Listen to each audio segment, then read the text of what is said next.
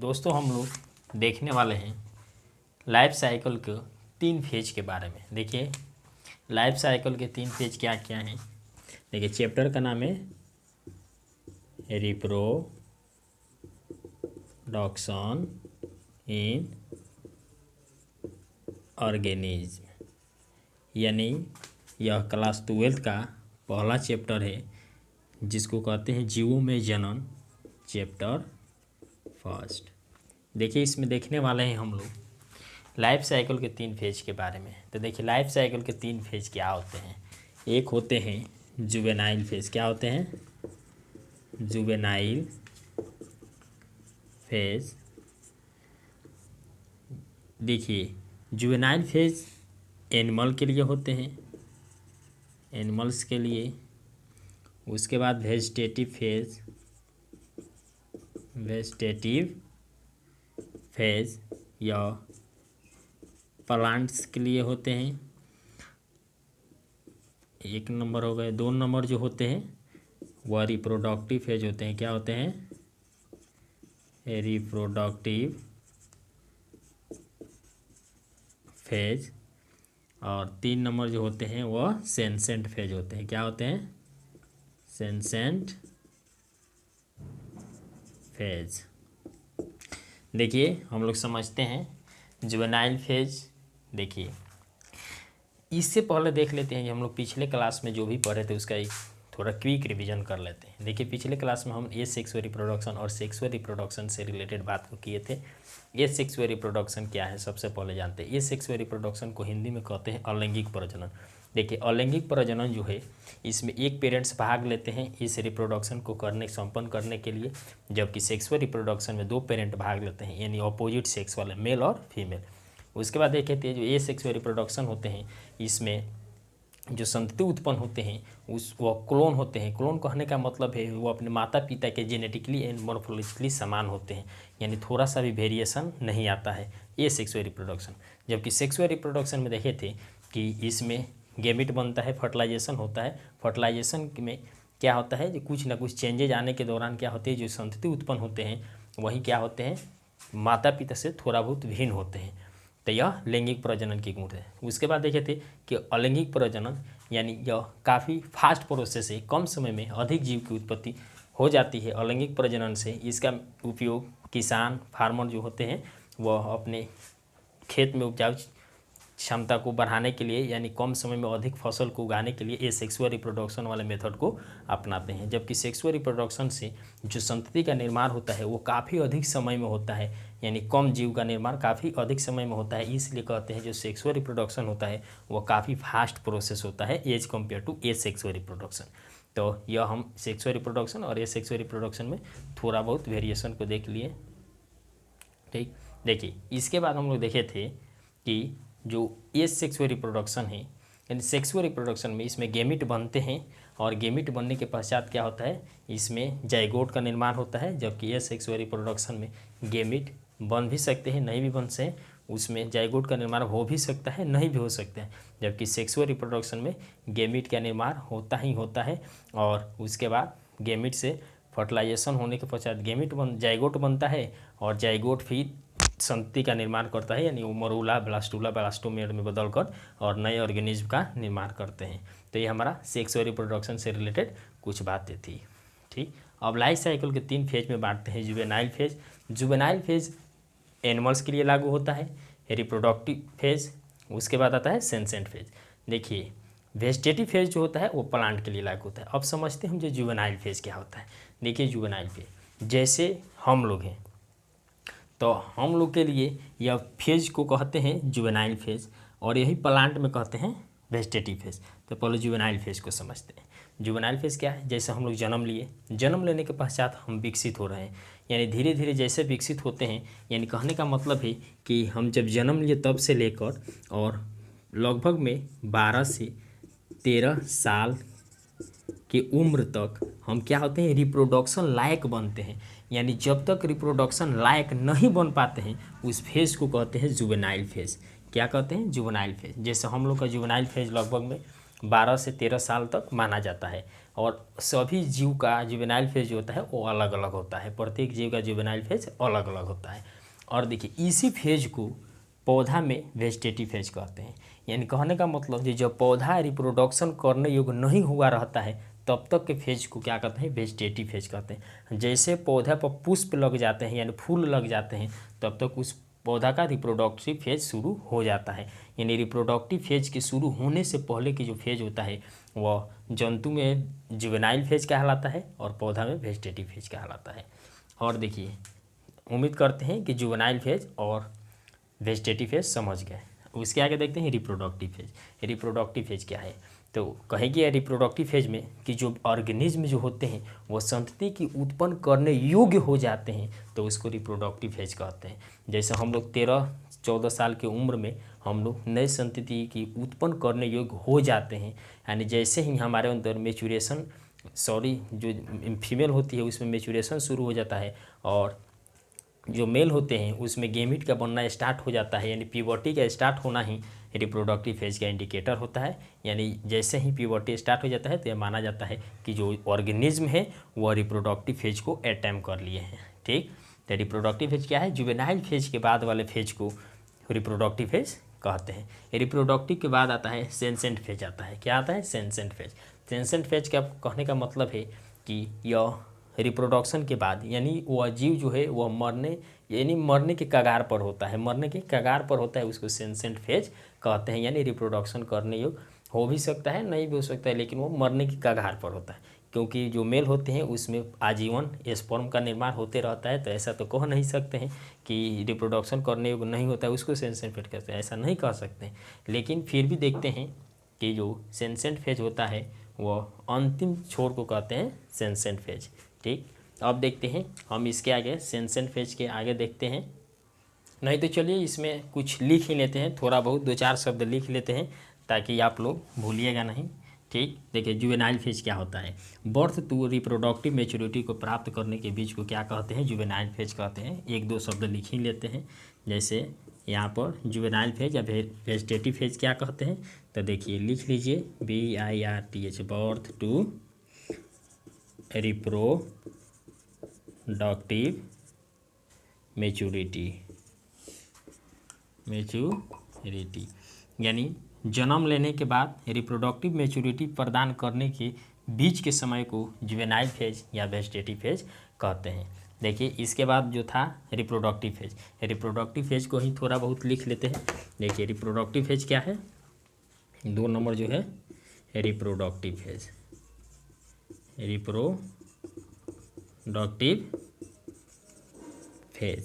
देखिए जो ऑर्गेनिज्म होते हैं वह संतति की उत्पन्न करने योग्य हो जाते हैं उसे रिप्रोडक्टिव फेज कहते हैं। समझ गए हैं। लेकिन 1-2 शब्द लिख लेते हैं कि ऑर्गेनिज्म प्रोड्यूस ऑफस्प्रिंग।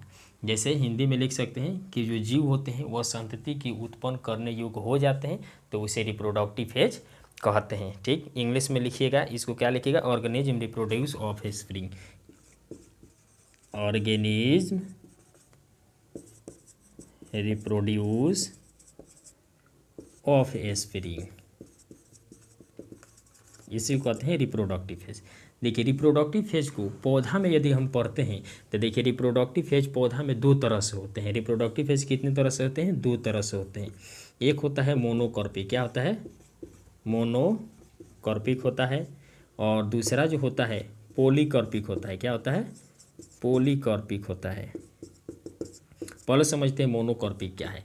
तो जब पौधा जो होते हैं अपने जीवन काल में केवल एक ही बार पुष्प को देते हैं, जब पौधा अपने जीवन काल में केवल एक ही बार पुष्प को देंगे यानी एक ही बार सेक्सुअल रिप्रोडक्शन को अटेंड करेंगे, उसको कहते हैं मोनोकॉर्पिक। यानी अपने जीवन काल में केवल एक बार पुष्प को देता है, उसको कहते हैं मोनोकॉर्पिक। और अपने जीवन काल में एक से अधिक बार ये सेक्सुअल रिप्रोडक्टिव स्ट्रक्चर को उत्पन्न करता है यानी एक से अधिक बार पुष्प को देता है, उसको कहते हैं पॉलीकॉर्पिक। क्या समझ गए। जैसे इसमें मोनोकॉर्पिक में है जो ऑर्गेनिज्म है अपने जीवन काल में केवल एक बार में ही पुष्प दे रहा है, और यह पॉलीकॉर्पिक समझ गए कि ऑर्गेनिज्म जो है यानी जो पौधा है वो अपने जीवन काल में एक से अधिक बार यानी साल में 1 से 2 बार, कोई साल में 1 बार ही देता है, कोई अपने 12 साल पर देता है, तो इस तरह करके पॉलीकार्पिक में समझ गए कि जो ऑर्गेनिज्म है वो अपने जीवन काल में एक से अधिक बार पुष्प देते हैं उसको पॉलीकार्पिक कहते हैं, और ऑर्गेनिज्म अपने जीवन काल में केवल एक बार ही पुष्प देते हैं उसको क्या कहते हैं, मोनोकार्पिक कहते हैं। ठीक, लिख लेते हैं जैसे फ्लावर,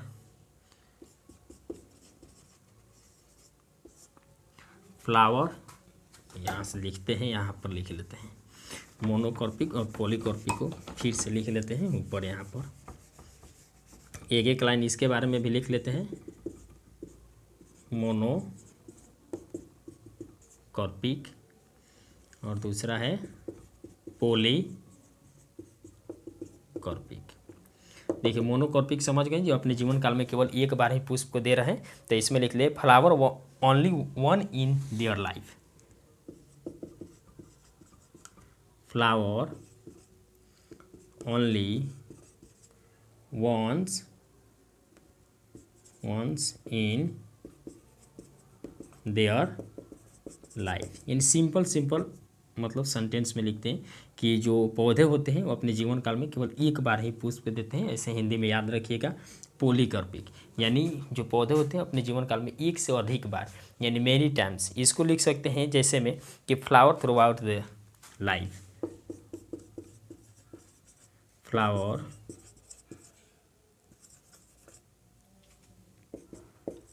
द लाइफ, यानी जीवन भर कभी ना कभी पुष्प को देते रहते हैं, उसको पॉलीकार्पिक कहते हैं। देखिए मोनोकार्पिक का एग्जाम्पल जैसे कैरोट हो गया, उसके बाद राइस हो गया, यह मोनोकार्पिक यानी अपने जीवन काल में एक बार ही पुष्प को देते हैं। जबकि पॉलीकार्पिक होने का मतलब इसके अलावा जितने भी हो गए, जैसे मैंगो के पौधा हो गए, इस साल भी फूल देते हैं, टिकोरा पकड़ता है और फिर वह आम में बदल जाता है यानी मैंगो में बदल जाता है, फिर अगले साल भी ऐसा प्रोसेस होगा, लीची हो गया, ऐसे बार बार वो पुष्प को देते हैं, तो उसको पॉलीकार्पिक की श्रेणी में रखते हैं। और अपने जीवन काल में जैसे राइस यानी धान की खेती हो गई, यानी कहने का मतलब अपने जीवन काल में एक बार पुष्प देते हैं, फिर धान फलता है, फिर उसके बाद वह नष्ट हो जाता है। अब देखिए याद रखना है इसमें बम्बो और स्ट्रोबिलेंथस कुंथियाना, यानी एनसीईआरटी में बांस के बारे में दिया है, बम्बो के बारे में दिया है और स्ट्रोबिलेंथस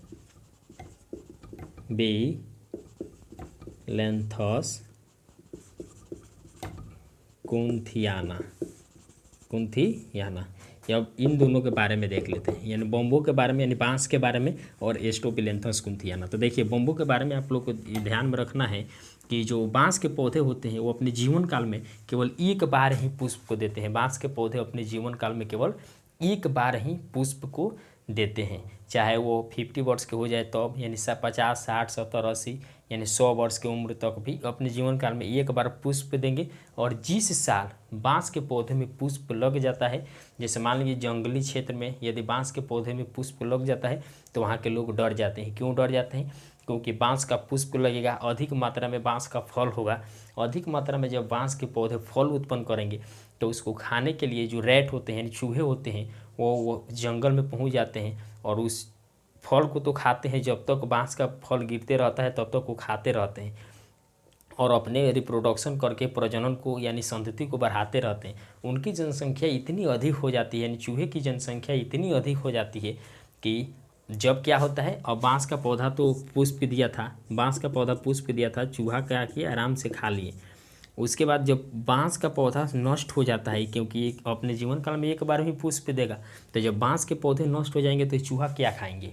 जंगल में तो उनको कुछ अब उतनी पर्याप्त मात्रा में जनसंख्या हो जाती है कि कुछ खाने के लिए मिलता नहीं है, तो क्या करते हैं, वो गांव की ओर मतलब जाने लगते हैं। और जब चूहा गांव की ओर जाने लगेंगे तो लोग अनाज को खाएंगे, जो लोग अनाज अपने खाने के लिए रखें उसको चूहा उस पर हमला बोल देगा। तो क्या होता है कि प्रत्येक जंगली क्षेत्र के चारों तरफ क्या होता है, अकाल पड़ जाती है। जब बांस का पुष्प लगता है तब उसके क्षेत्र में यानी उसके आसपास के जितने क्षेत्र होते हैं वहाँ पर अकाल पड़ जाती है। क्यों पड़ती है?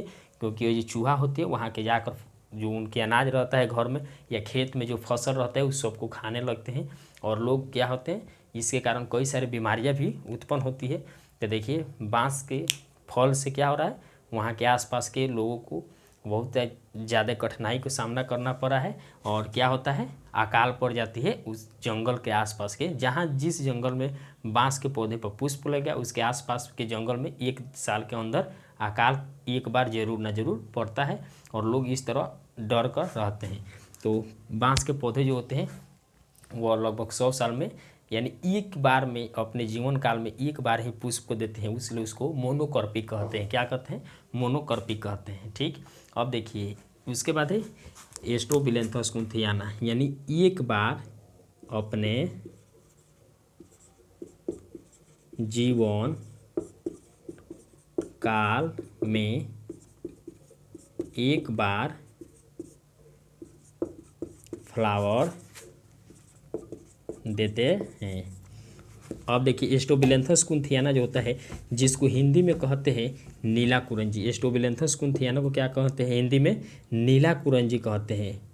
नीला कुरंजी, नीला कुरंजी, एस्ट्रोबिलेंथस को क्या कहते हैं, नीला कुरंजी। यह देखिए, यह प्रत्येक 12 साल पर, प्रत्येक 12 साल में एक बार पुष्प देता है, एक बार फ्लावर देता है। एस्ट्रोबिलेंथस कुंथियाना जो होता है प्रत्येक 12 यानी 12 साल पर एक बार पुष्प देता है। और यह केरल, तमिलनाडु तथा वहाँ के जो हिली एरिया है, पहाड़ी क्षेत्र हैं, वहीं पर यह पुष्प लगता है और प्रत्येक 12 साल में एक बार लगता है। जैसे सितंबर अक्टूबर में लगता है। कब लगता है, सितंबर और अक्टूबर। तो सितंबर अक्टूबर 2006 में यह पुष्प लगा था। तो सितंबर अक्टूबर 2006 में लगा था, तो इसमें +12 कर दीजिए, तो 2018 में लगा था। सितंबर अक्टूबर 2018 में यह पुष्प लगा था एस्ट्रोबिलेंथस कुंथियाना, जिसको नीला कुरंजी कहते हैं। अब कब लगेगा, यदि आपको देखने जाना है, विदेश से लोग आते हैं इसको देखने के लिए, इसको देखने आपको भी जाना है, तो कब जाइएगा, और फिर इसमें प्लस कर दीजिए 12, तो 18-12 कितना होता है, 30, यानी 2030 में सितंबर या अक्टूबर के समय यह पुष्प लगेंगे एस्ट्रोबिलेंथस कुंथियाना, जिसको नीला कुरंजी कहते हैं। और इसको आप आसानी से देखने के लिए कब जा सकते हैं, सितंबर अक्टूबर 2030 में। ठीक, तो यह क्या है, एस्ट्रोबिलेंथस कुंथियाना अपने जीवन काल में यह कह सकते हैं कि एस्ट्रोबिलेंथस कुंथियाना जो होता है प्रत्येक 12 साल में एक बार पुष्प को देते हैं, प्रत्येक 12 साल में एक बार पुष्प को देते हैं। ठीक, उम्मीद करते हैं कि ये सभी बातें आप समझ गए। ठीक, देखिए सबसे पहले हम लाइफ साइकिल के 3 फेज को पढ़े थे, जुवेनाइल फेज, रिप्रोडक्टिव फेज और सेंसेंट फेज। जुवेनाइल फेज को पौधा में वेजिटेटिव फेज के नाम से जाना जाता है। रिप्रोडक्टिव फेज में देखे थे जी, जो पौधा है उसमें रिप्रोडक्टिव फेज 2 चरणों में होती है, यानी कहने का मतलब जी वो पुष्प देते हैं तो 2 चरणों में बांटा जाता है, एक मोनोकर्पिक होता है, एक पॉलीकर्पिक। मोनोकर्पिक क्या है, जो पौधा अपने जीवन काल में केवल एक बार ही पुष्प को देते हैं उसको मोनोकर्पिक कहते हैं। और जो पौधा अपने जीवन काल में कई बार यानी एक से अधिक बार पुष्प देते हैं उसको पॉलीकर्पिक कहते हैं। मोनोकर्पिक के उदाहरण बांस का पौधा को याद रखना है, राइस प्लांट को याद रखना है, कैरोट को याद रखना, और एस्ट्रोबिलेंथस है इसको भी याद रखना है, कहने का मतलब। और पॉलीकर्पिक में मैंगो हो गया, लीची हो गया, यह सब पॉलीकर्पिक के उदाहरण है, यानी अपने जीवन काल में एक से अधिक बार पुष्प को देंगे। उम्मीद करते हैं यह बात समझ गए। अब देखते हैं, मिलते हैं इसके अगले लेक्चर में। तब तक वीडियो पसंद आए तो लाइक ज़रूर कीजिएगा और कमेंट में बताइएगा कि आपको ये वीडियो कैसी लगी। बहुत बहुत धन्यवाद।